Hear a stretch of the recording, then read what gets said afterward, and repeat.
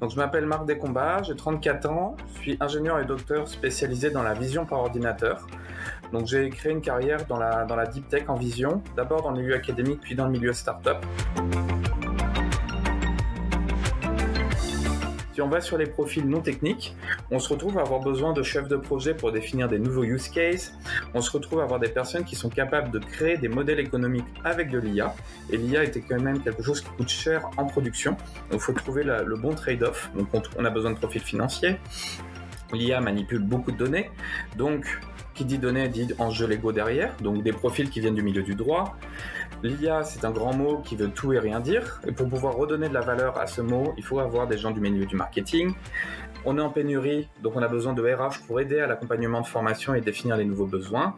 Et comme on est aussi en milieu en pénurie, on cherche des nouveaux coachs, des enseignants, des formateurs pour former à l'IA les profils techniques et les profils non techniques.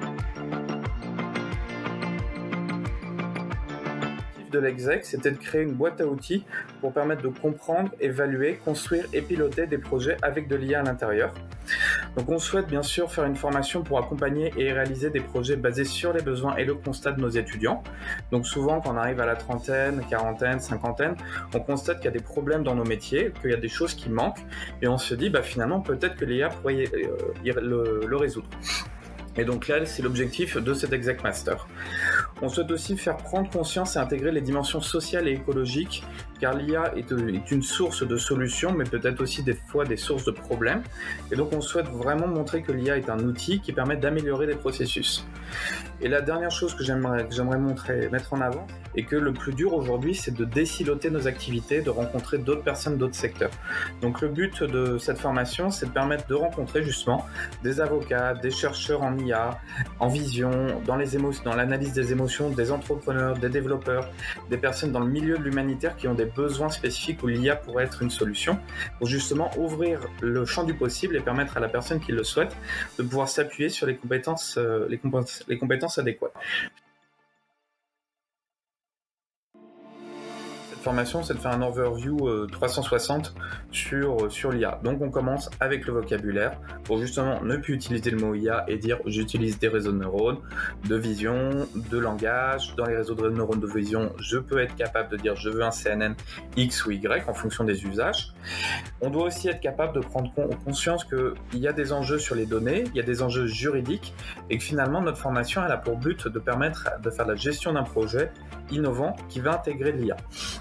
Il faut voir que dans le programme, en gros, on a 15% de notre programme qui est vraiment sur de la deep tech. On va apprendre à parler, on va découvrir un peu les frameworks, le langage, le cloud, etc. Et ce qui a vraiment pour objectif de cette formation, c'est d'accompagner l'étudiant à piloter un projet innovant.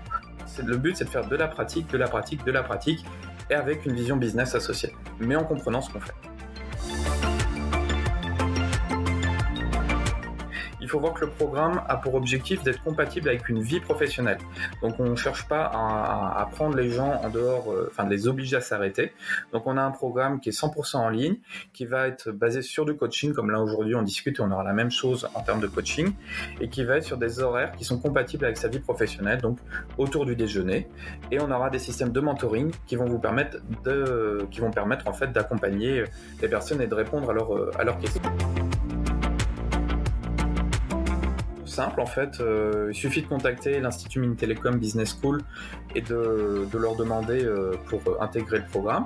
À cela, il y a un questionnaire que j'ai construit qui me permet de mieux comprendre les motivations et aussi d'où la personne vient, parce que l'idée d'un bon programme de formation, c'est de faire quelque chose qui est adéquat et qui est adapté aux étudiants. Donc on a la chance, pour moi c'est indispensable de faire ça et pas de divulguer du savoir de manière générale.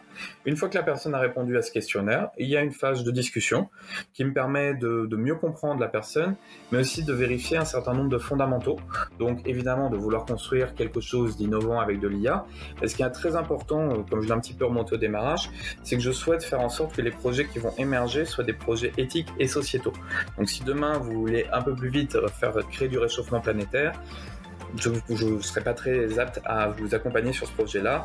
Par contre, si vous voulez faire une agriculture biologique, locale, rurale, automatisée, créant de l'emploi, là par contre, ça m'intéresse beaucoup. Si je te demandais de me lister les 5 nouveaux métiers créés par l'IA que les entreprises vont s'arracher en 2021, qu'est-ce que tu me répondrais ?